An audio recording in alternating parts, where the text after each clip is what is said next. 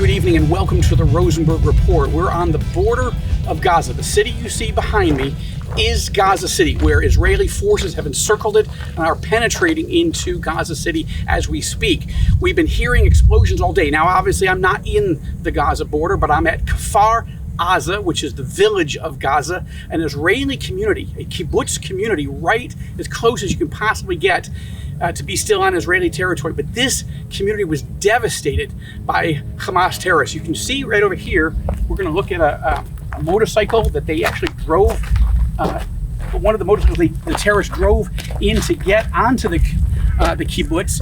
A total massacre going on here just 1 month ago.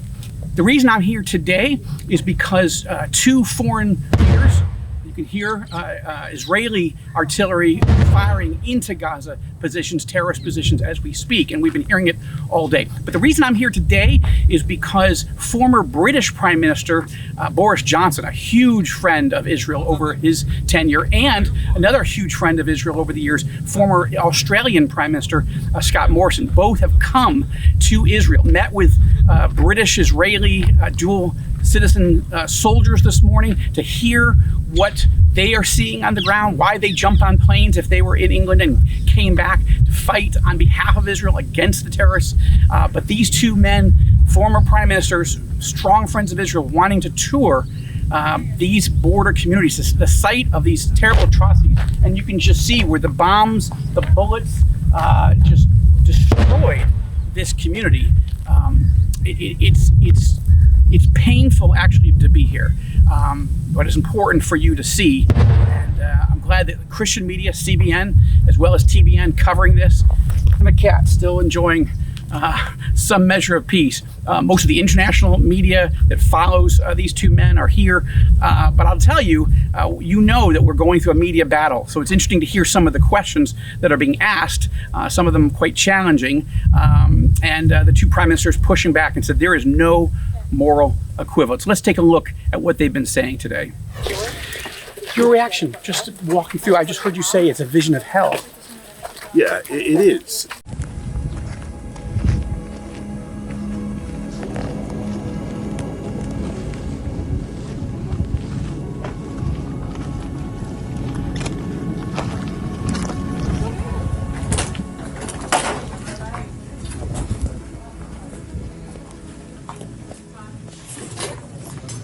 How many refugees are there? 750 people lived here. 57 passed away. 17 are in Gaza now. One is missing, and the rest are now like spread around in hotels. I mean, you're seeing ordinary pieces of ordinary human habitation, like charnel houses.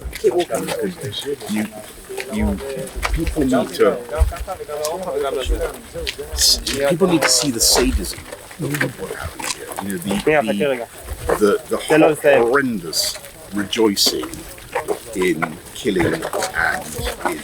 Yeah, how have we gotten from a point where 1,400 Jews are murdered, slaughtered, butchered, burned alive to... I don't understand. I don't recognize this world right now. I think we've got to think straight. We've got to think clearly against it. I mean, we need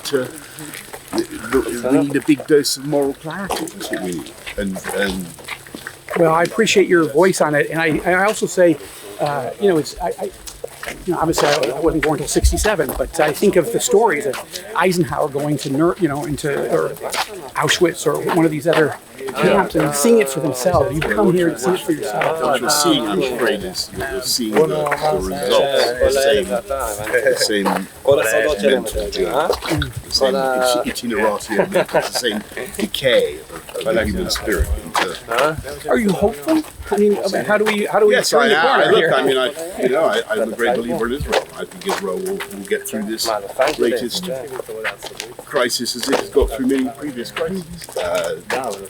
But as you and I talked about with the soldiers, with Iran at 84%, we're just shy of this becoming not face-to-face, but thermonuclear. Yeah, well, I know.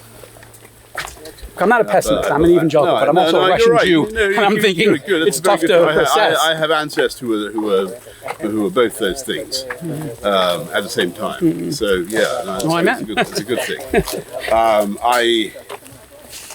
I think the Iranians, would be nuts to get a nuclear weapon. We need to try to stop that. Thank you. I just want to say thank you for coming. Thank you, Henna. Thank you. Mr. Prime Minister, thank you so much for coming to Israel. I'm a dual U.S. Israeli citizen, Right. and an evangelical Christian. And I just want to. Why did you come? I want to hear you. You've been sharing with others, but just tell the Christian community and the world again. Why are you here? You're not in power right now. No, I'm not. I'm grateful. But I have had a very long standing relationship with the Jewish community in Australia, and I have dear friends. On the Friday night after the attacks, I went to the Central Synagogue in Sydney for Shabbat, and I spoke there, as did the rabbi, and I prayed and I sang with them.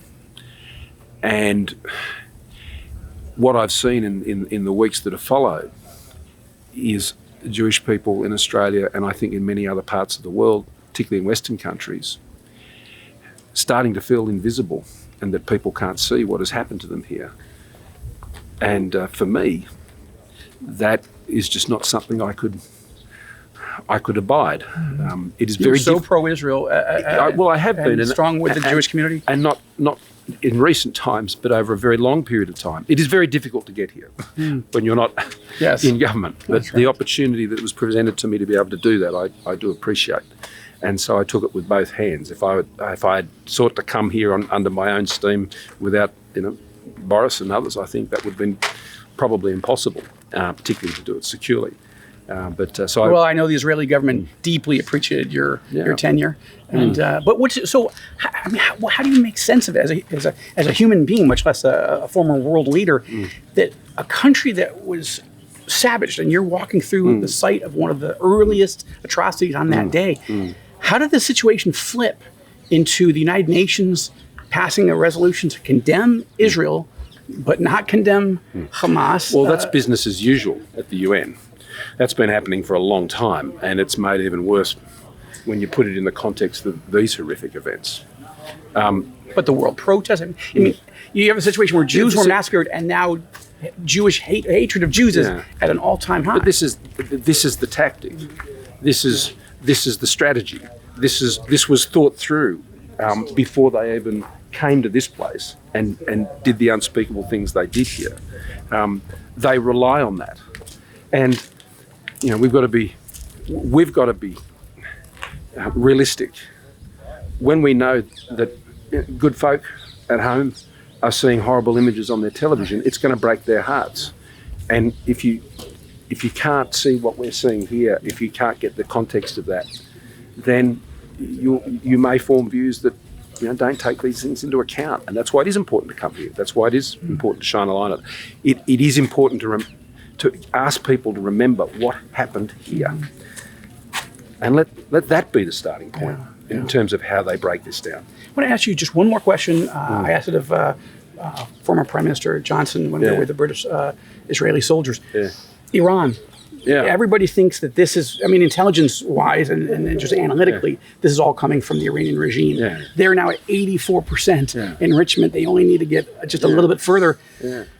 This. If people can do this face to face, what's your assessment of that Iran nuclear threat? Well, it's real and it's serious, and it's one that those who favour peace and freedom in the world must be doing all they can to prevent from becoming a reality. It is a great threat to the peace and freedom of the world. It's as simple as that. It is one, if not the biggest issue we're confronting, and sadly there's no shortage of them. From the threatening of Taiwan to what has occurred here to the war in Ukraine. I mean, there's sadly it's not a short list anymore. It's quite a long one. But just one quick corollary. Look, I live here. If this thing goes, Hezbollah, 150,000 missiles, Iran, we're going to take the brunt. On the other hand, I'm struggling, and every Israeli I talk to says, if we win here in Gaza, and we can hear the booms of the fight, and we let Iran get the bomb, they're so close.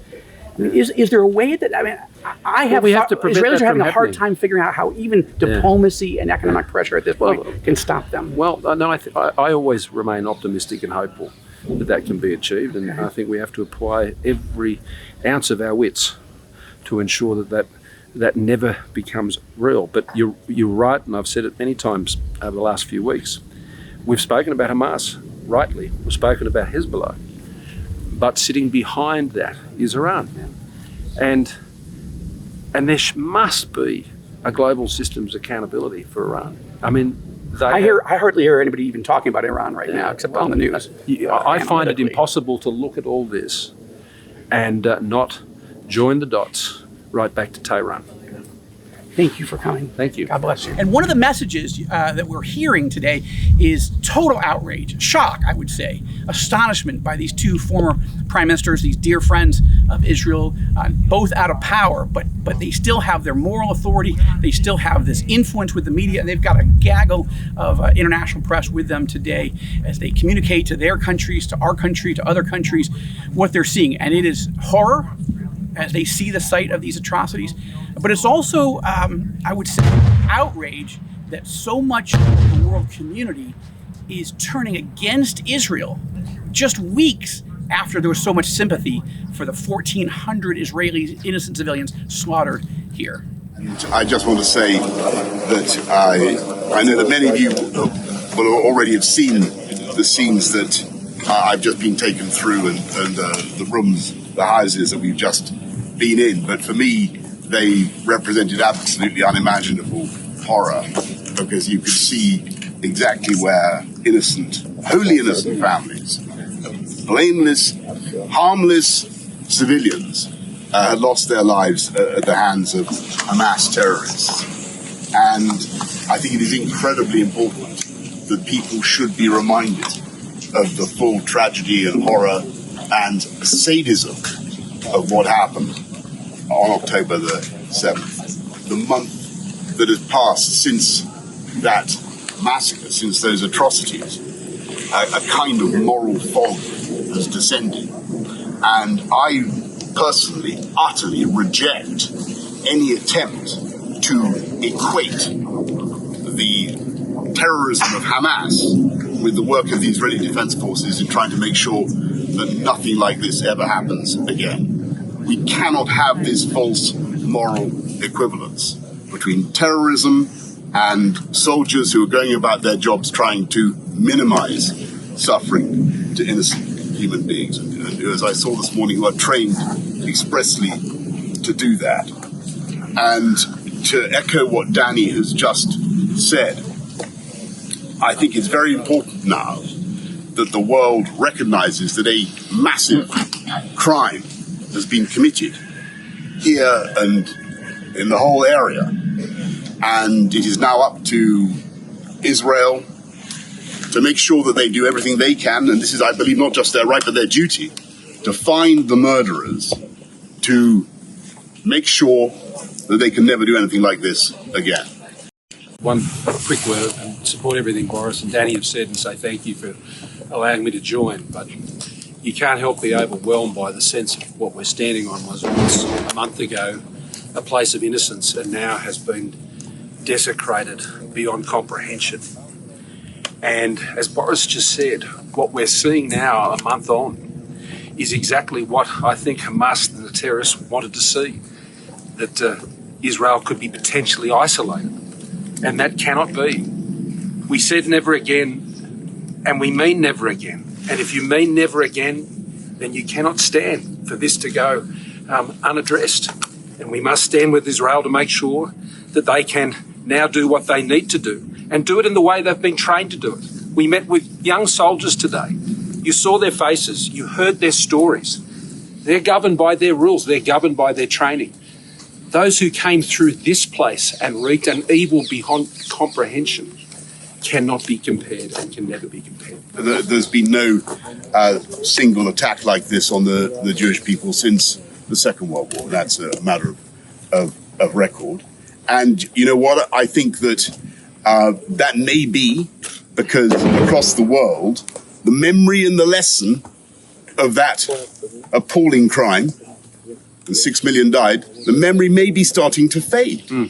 And it may be that what we're really seeing now in some of these marches and these demos and the unthinking way people are talking about this issue well, we're starting to see perhaps, and I really hope this isn't the case, but you're seeing more and more evidence of anti-Semitism. And in the end, that is something that simply cannot be tolerated, neither in my country nor anywhere else. And if people could see the evidence that I've just seen and that Scott has just seen, what they would see is the absolutely incontrovertible evidence of families in the last extremity of suffering and fear, and they're completely innocent, trying to protect themselves against brutal killers and people who are setting out to attack and to brutalize the most innocent and defenseless. Look around. This is the end of anti-Semitism. This is where it ends. Those expressions of hate and against Jewish people. This is what it becomes. What we're seeing around us here today. That's why it can't be tolerated in its most smallest form, because it starts as a mustard seed and it grows into this horror. The Australian government said there should be a humanitarian pause on war for aid into Gaza. What do you think about the Australian government's position? Well, I don't support a ceasefire. And in terms of a pause, in our discussions today, there is a willingness to ensure that there's humanitarian support. But do you provide a pause and a ceasefire to allow Hamas to regroup, to get themselves in a position to resist even further? I mean, this is the play from Hamas, and we've got to be careful not to be suckered into it. I understand, I have no doubt Boris understands, and Danny of course does, that around the world people are just horrified by what we're seeing happening in the Middle East. But it can get worse. It can get worse, and that's why the IDF needs to be able to go about what it needs to do. And if there is to be something like that, then hostages must all be released without condition. I mean, how many hostages should be released for a ceasefire? 10? 100? 150? All must be released. Look, you've got 240 hostages still being held by Hamas.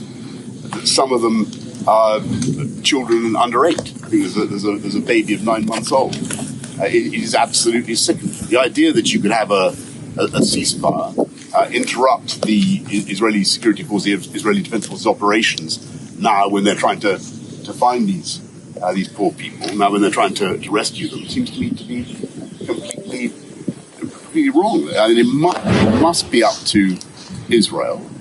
It's not for me to second guess the operational decisions that they want to make. If they think that there's a logic for a pause for humanitarian reasons, that's entirely up to them. But they've got to be able to continue with what is the enforcement of law, with the protection of their people in the way that they need to do. And we need to, and so I would say we need to give them some time